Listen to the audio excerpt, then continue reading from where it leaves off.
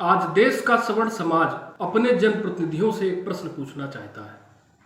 अपने सभी सवर्ण सांसदों और विधायकों से यह प्रश्न करना चाहता है कि जब एक दलित नेता दलितों की वकालत करता है, ओबीसी नेता ओबीसी वर्ग की बात करता है, आदिवासी नेता आदिवासियों की बात करता है, तो सदन या विधानसभा में आपको कौन सा सांप सूंघ जाता है कि आप अपने समाज की वह आवाज उठाने से परहेज करते हैं? क्यों आपने अपनी संवेदना का कत्ल कर दिया? क्यों अपने जमीर को मार दिया? अभी हाल ही में नीट रिजर्वेशन और ओबीसी बिल पर हस्ताक्षर करने वाले उन सभी सांसदों से मैं पूछना चाहता हूं, क्या इसीलिए आपके समाज ने आपको चुना था?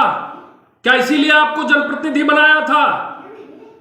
जब चुनाव लड़ेंगे तो आपके वोट का आधार वही समाज बनेगा, वही समाज आपको वोट करेगा। लेकिन उसी से आपने विश्वासघात किया, उसी के पीठ पर खंजर मारा आपने। यह है नैतिकता आपकी? शर्म आनी चाहिए आपको। लेकिन आशा की किरण के रूप में पंडित जयप्रकाश मिश्रा जी द्वारा गठित राष्ट्रवादी पार्टी ऑफ इंडिया आज आम जनमानस के बीच आ चुकी है और आरंभ से ही पंडित जी के नेतृत्व में पार्टी आरक्षण और SC/ST एक्ट की समाप्ति के लिए निरंतर संघर्षरत है और आगे भी संघर्ष करती रहेगी।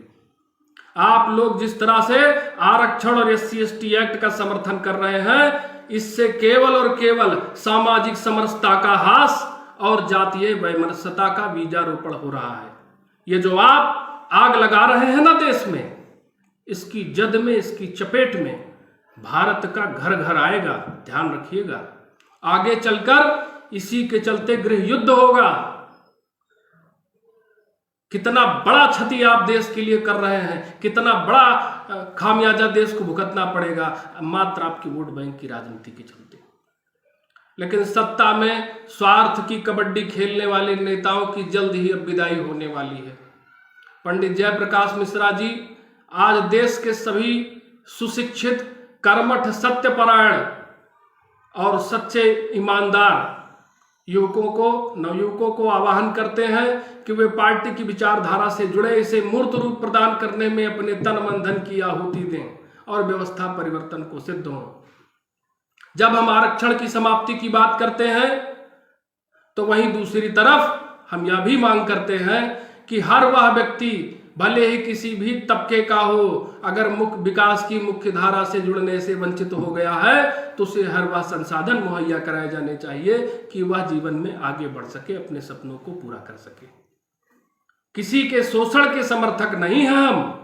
जब हम SC/ST एक्ट का विरोध करते हैं तो वहां हमारी यह धारणा नहीं होती कि SC/ST वर्ग के व्यक्ति का शोषण होना चाहिए, उसे प्रताड़ित किया जाना चाहिए, बल्कि हम यह मांग करते हैं कि ऐसा करने वाले व्यक्ति को कठोर से कठोर दंड मिलना चाहिए, लेकिन बिना विवेचना के गिरफ्तारी भी नहीं होनी चाहिए, ताकि इसके दुरुपयोग को रोका जा सके। देश भर में प्रतिदिन हजारों ऐसे उदाहरण आते हैं जिसमें SC/ST एक्ट का दुरुपयोग हो रहा है और तमाम निर्दोष लोगों को जेल भेजा जा रहा है।